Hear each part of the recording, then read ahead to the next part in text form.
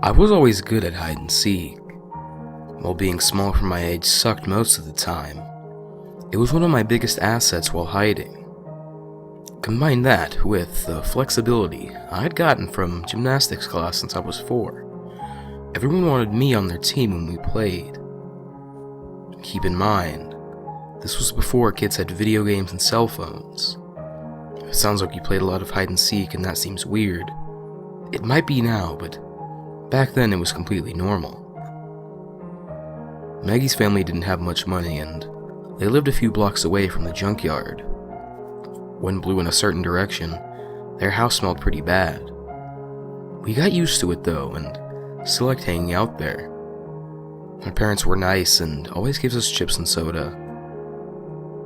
I think they were just happy that Maggie had friends and wanted to make sure we kept visiting her. That didn't cross my mind at the time though.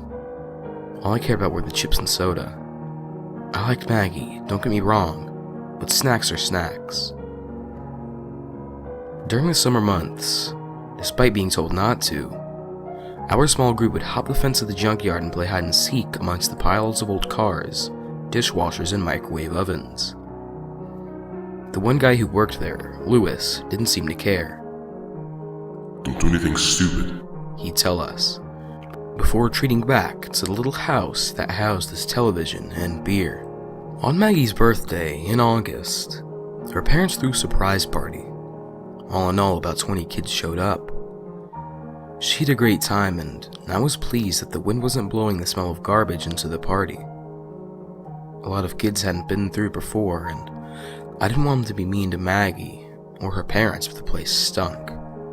After cake and an impromptu water fight, a few kids left, but about 14 of us remained and played hide and seek. For such a big game, we played in 2 teams, creatively named the Hiders and the Seekers. The whole neighborhood was fair game, but we weren't allowed to hide in somebody's house. The Hiders would have 10 minutes to hide before the Seekers would come out of Maggie's living room and go looking for them. The penalty for being found was a water balloon to the face. If the Seekers couldn't find anyone from the other team in an hour, all the Seekers would get water ballooned. I didn't want to be found, and I really wanted to be the one to throw a water balloon in Javier's face. Javier was a dick. The moment our team was told to go hide, I took off like a shot for the junkyard. The other day when we were hanging around in there, I saw the perfect hiding spot for the next time we were going to play.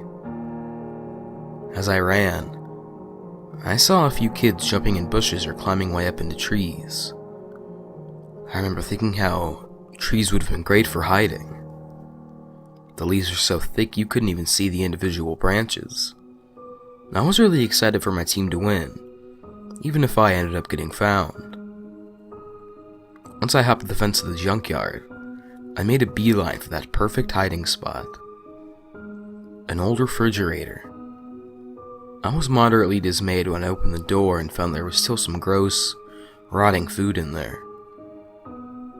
I pulled it out and it crumpled into the refrigerator. Now, keep in mind, even though I was young and stupid, I wasn't completely stupid. The fridge had a couple of holes in it, so I knew I'd be able to breathe without a problem. So I situated myself at the bottom of the compartment, tucked my legs to my chest, and closed myself in using the shelf door. It was dark, smelly, and hot. None of that mattered though. I was giddy with the anticipation of potentially being the only one left unfound. The one who'd win the Hiders the opportunity to give the Seekers a good soaking. Especially Javier. Time went by and I started getting a little sleepy. I might have dozed off for a minute or two, but I woke up to the sound of loud clattering. Before I could register concern or fear, something had smashed into the back of the refrigerator, pitching it down on its side. I smacked my head hard as it fell, and I might have lost consciousness for a while. When I came to my senses, I panicked. Whatever had fallen from the pile of junk to knock over my hiding spot must have ended up partially resting on the fridge. It wouldn't budge. I screamed for Lewis, hoping he'd hear me.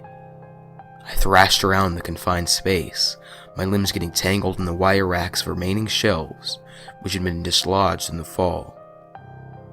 I tried to straighten my legs, but they were too cramped against the sides and tangled in the racks to move more than a few inches. I was face down against the immovable door of a refrigerator. Then I noticed an intensely putrid smell coming from the freezer near the top of my head. Something wet was spreading around my head and neck. Whatever had been in the freezer must have gotten broken or unsealed by the impact. Then I felt something pinch my right earlobe.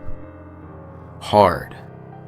I yelped and tried to smack whatever was biting me, but my arm was too tangled up. I pushed my shoulder up to my ear and heard a loud crunch as I killed it. It took me a second before I remembered. I'd seen a couple of earwigs in the fridge before I hid inside. I thought I'd gotten them out when I threw out the food, but apparently I missed one. I kept yelling, trying to get someone's attention. Another pinch, this time on the side of my head. There was nothing I could do about it, not from the position I was in. I felt it again on the top of my head. I pushed my legs against the sides of the fridge and forced my head against the plastic compartment in front of me. As I felt a bug crunch against my scalp, a rush of foul liquid escaped the cracked freezer compartment. I realized pushing my head against the freezer had made the crack worse, and I gagged as the stuff touched my lips. The odor and nausea was forgotten quickly, though, as I felt pinches on my face, head, and neck. I could feel the earwigs crawling on me, banging their way down my shirt and toward my legs. I exploded with as much motion as I could, cutting my arms and legs on wire racks that were trapping them, and doing anything I could to slap the biting, pinching things off me. In the distance I heard sirens. I knew they were getting closer. Part of me had hoped they'd be coming to my rescue, but I knew there was no way they could have known I was trapped. If Lewis hadn't noticed, nobody would. As the insects crawled over my trapped, contorted body, and I struggled and screamed with no effect, I realized for the first time that I might die if nobody found me. My hope was resting on Lewis's hearing my scream, and the Seekers, even stupid Javier, thinking I might be somewhere in the junkyard. The sirens kept getting closer. It sounded like they were just across the street. I screamed as loud as my already damaged vocal cords would allow. Then one of the insects crawled directly into my ear. I made a sound I never knew could come out of my mouth. I tried to jam my shoulder against my ear again, praying I could kill the thing before it went any deeper. I was unsuccessful, and I heard with terrifying volume its hard body squeezing through my warm, tight canal. The scratching sound was worse than the countless sets of pincers still sinking into me as I flailed. I heard and felt the thing going deeper, so deep its mere presence was causing pain deep in my head, with a violent scratching sound so loud it drowned out my screams. I knew it was up against my eardrum. The sirens had stopped, but my screaming had not. More earwigs were seeking a warm, safe place where they could hide. As the one inside my head continued scratching at my eardrum, I felt at least two more moving up my leg and into my shorts.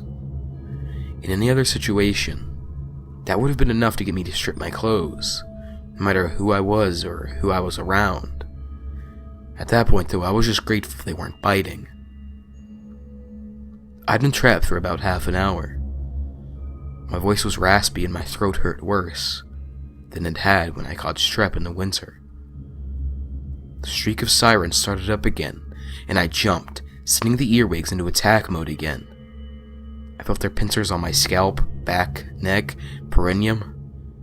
The one inside my ear pinched the wall of the canal. It sounded like the loudest click you can imagine, and stars exploded in my vision from the pain. More sounds of abject terror and misery escaped my mouth. More time went by. The fluid coating my body had begun to dry and turn tacky. Whenever I tried to lift my face from the surface it was resting on, my skin stuck to it.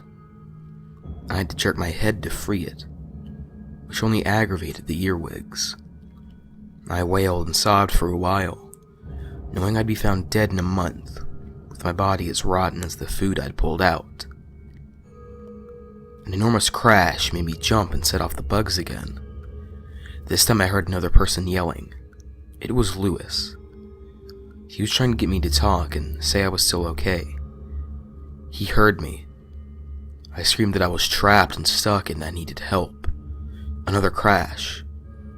This time the world spun, as the refrigerator was flipped onto its back and the doors were flung open. The night of the late afternoon blinded me, and I felt strong hands pulling me up by my shirt. My light adjusted, and I saw the face of Lewis studying me before he started slapping me all over, crushing or pulling off the bugs covering me. I looked down at myself and there were hundreds of them, coating my sticky clothes and skin. They covered me in a reddish-brown mosaic. All of them attacked me with their long pincers as they panicked at the violence and light they'd been introduced to. I'd pulled off my shirt and threw it on the ground, and joined Lewis in brushing the remaining earwigs off of me. In my head, the one by my eardrum, and pinched over and over. I screamed, and Lewis, concerned for my safety, picked me up under his arm and ran toward Maggie's house. He'd seen me coming from there earlier, and decided to make sure I was okay. Obviously, I wasn't. When we got to the house, Lewis said, "Call 911 to Maggie's parents," and left to go back to work. I'd wondered where all the other kids were, but only for about 5 seconds. That was the amount of time the earwig gave me before it started moving and pinching inside my ear. 10 minutes, and countless inner ear pinches later, a paramedic was using a pair of forceps to pull the thing out of my head. He showed me as it writhed the metal thing that was squeezing it. It was much smaller than I felt. Welts had started to rise from where it bit me multiple times. Mom arrived right around then, and at the request of the EMT, she was going to drive me to the hospital to get checked out. While we were walking out, Maggie told me Ron had fallen out of the tree and broke his leg. Those were the sirens I'd heard. As I gingerly eased my shirtless, sore, and sticky body back to the car, praying the earwig hadn't laid eggs inside my head, I was drenched by an explosion of water that soaked me and the inside of my mom's car, one of the balloons. "Nice nipples, asshole," Javier yelled over his shoulder as he ran away with his mom screaming at him. Such a dick.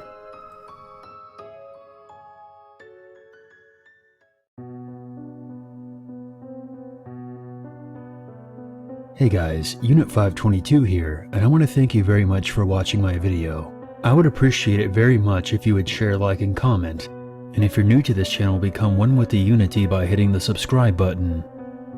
If you have a scary story or experience that you want featured on this channel, you can always send it to my email or post it on the Free Horror Stories subreddit. The links for those can be found in the description below. If you would like to help out this channel even more, consider a PayPal donation. And for more updates, be sure to follow me on Twitter. There's nothing wrong with a little darkness in your life, as long as you never forget there's always a reason to be afraid.